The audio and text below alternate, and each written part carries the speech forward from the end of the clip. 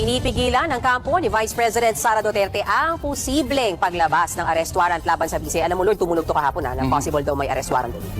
Narinig niyo po ng tama yan mga Lord, si VP Sara na nayuyurakan ang impeachment court at sinabing bendalo daw ang ginagawa ng mga senador. Napaka-aro naman yung bending the law dyan sa impeachment na yan. Pero ngayon siya naman ang maaaring maharap sa arrest warrant dahil sa criminal case kaugnay ng umano'y pagbabanta sa presidente. At kung magkataon, mag-shot malala. Bending the law. Hindi lang basta bendalo ang ginawa ni VP Sara, kaya ngayon posibleng humarap siya sa arrest warrant. Break the law pa. Mula sa grave threats laban sa presidente hanggang sa mga kontrobersiya sa paggamit ng confidential funds. Para saan ba talaga yung confidential funds na yan?